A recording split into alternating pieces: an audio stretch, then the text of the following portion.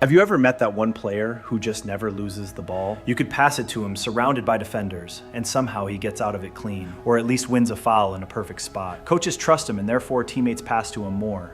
Now, here's the thing, that calmness under pressure, it's not magic. It's trainable, and today I'm going to show you how to become that player and never get nervous or shoot the ball in a random place hoping for the best. You know what's crazy? That player everyone trusts, the one who never loses the ball, didn't get that way by accident. Coaches love him. Teammates keep feeding him the ball. Scouts take notice. Why? Because he stays calm when everything around him gets chaotic. He's like a pressure vacuum. Give him the ball in a tight spot, and somehow he buys the team a few extra seconds to breathe. And in a real match, those few seconds are gold. Now, let me ask you this. Have you ever been that guy who panics when a defender's breathing down your neck? You take a heavy touch, lose it cheaply, and suddenly your teammates stop passing to you. Not because they don't like you, but because they can't risk it. And here's the part no one says out loud. The second you become the guy who gives it away, people stop trusting you, even when you're wide open. I've seen it happen too many times. Talented players, great in training, but when the game speeds up and the pressure hits, they freeze. They overthink and they disappear. But it doesn't have to be that way, because staying calm under pressure isn't just a personality trait, it's a skill, a trainable one. So the real question is, how do some players look like they have all the time in the world, while others crumble? The answer? It goes way deeper than just better technique. And once you understand it, your entire game is going to change. Here's the thing that almost no one gets. Ball retention isn't just about technique. You can have clean touches, solid passing, even great shielding, and still lose the ball under pressure. Why? Because your mind hasn't caught up with your feet. Most players think it's a technical problem, but the truth? It's psychological. And once you understand that, you'll start unlocking parts of your game you didn't even know were there. Think about players like Moussa Dembele. He wasn't flashy like Neymar or Messi, but when you watched him under pressure, he looked like he was moving in slow motion. 3 defenders closing in, no panic, no rush, just calm, smart decisions.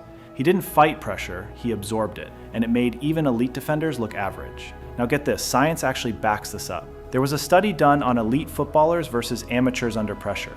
They hooked them up to brain scanners and gave them real in-game challenges. The amateur players, their brains lit up. Spikes of stress, overthinking, scrambling to decide. But the pros, their brains went quiet. Seriously, quiet. The part responsible for conscious thinking, the prefrontal cortex, was barely active. Instead, their motor cortex, the part that controls automatic movement, took over. They weren't thinking, they were feeling. They trained their nervous system to stay calm even in chaos. No panic, no freezing, just smooth, automatic decisions. Like muscle memory for pressure situations. That's what I call the retention mindset. And it's not something you're born with. You can build it, but not with just drills and cones. Let me be real with you. Most players never make it because they treat football like a checklist. Drill this, memorize that, copy this move. But the players who actually stand out, they don't just play the game, they feel it. And where does that come from? It comes from environment. It comes from growing up in chaos. Tight alleys, bad pitches, bumpy concrete, places where you don't have time to think, you just react. You ever seen clips of Ronaldinho or Maradona as kids, playing barefoot on the street, dodging potholes and cars, keeping the ball alive in ridiculous conditions? They weren't thinking, should I cut inside? They were surviving the moment, feeling the pressure, the movement, the timing with their whole body. That's how instinct is built.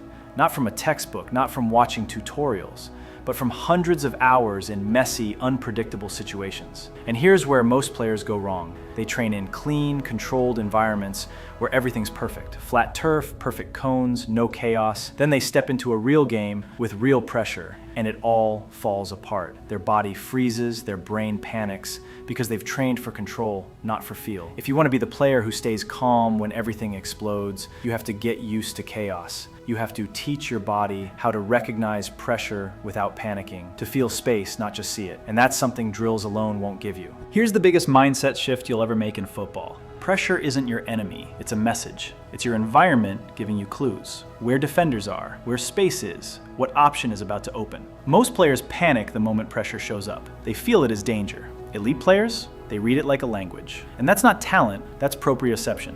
Think of it like your body's built-in radar system. It tells you where your limbs are, how fast they're moving, how much force you're using, without needing to look. It's what lets a striker volley midair, or a midfielder spin with a defender on his back and still keep control. But here's the crazy part. Almost no one trains this. So how do you build it? Start simple. Stand on one foot with your eyes closed. Feel the micro adjustments in your ankle and hip. That's your nervous system kicking in. Now add difficulty. wobble boards, barefoot work, juggling while walking backward, even trying to dribble a tennis ball around your house without looking. Why barefoot? Because your feet are loaded with nerve endings. Wearing cleats all day dulls that connection, but training barefoot forces your body to feel again. The point isn't perfection, it's to develop automatic correction, the ability to adjust without thinking. Because in a real game, there's no time to calculate, there's only time to react. These drills aren't flashy, but they're the missing link between your technique and real on-field intelligence. You know that feeling when the defender is charging in and you're just hoping not to lose it? That's where most players panic. But top players, they invite that moment because they've mastered the science of shielding. And I'm not talking about just using your body to block someone off. I'm talking leverage, angles, balance, and something even smarter. Controlling what the defender can do, not just reacting to it. Watch clips of players like Busquets, Verratti, or even a young Eden Hazard. These guys weren't built like tanks, but good luck getting the ball off them. They understood how to create a physical trap. Hazard used something I call the scissors trap, stepping between the ball and the defender with perfect timing. Now the defender has a choice, back off or foul. Either way, Hazard wins. Here's why it works. When you lower your center of gravity, like a pyramid instead of a tall stick, you become much harder to knock over. Bend your knees, lean into the challenge, stay wide. Now you're not just shielding, you're setting the rules. But that's not enough. You've got to stay alive with the ball. Too many players shield and freeze, and boom, they're swarmed. What makes the elite different is constant micro adjustments, small touches, head always up. They shift the angle just enough to keep the defender guessing. That unpredictability is what makes tackling them a nightmare. Here's a drill that helped me. Dribble a tennis ball in a small space, eyes up, moving constantly, even if it's just side to side. It'll feel awkward at first, but it builds insane touch and control under stress. Now let's talk arms. Used right, they're not just for balance, they're your frame. Not to push, but to absorb pressure and match the defender's force. Cristiano used to do this perfectly. No shoving, just enough contact to stay in control while inviting the defender into his zone. That's the goal. Not to fight pressure, but to redirect it. Let the defender press, let them commit, and when they do, you're already gone. Here's a truth most players never hear. Losing the ball isn't the problem. Playing scared is. Every coach tells you, don't lose it. Every teammate gives you that look when you try something risky and it doesn't work. So what happens? You start playing not to lose, instead of playing to create. And that's the difference between game changers and just clean players. Want proof? Take a look at Messi, Neymar, Mbappe, Mahrez. Statistically, these guys lose the ball a lot. They get dispossessed, they mess up touches, way more than you'd think. But here's the catch. When they don't lose the ball, they're breaking lines, creating goals, shifting momentum. They're impacting the game. Safe passes rarely win matches. Calculated risks do.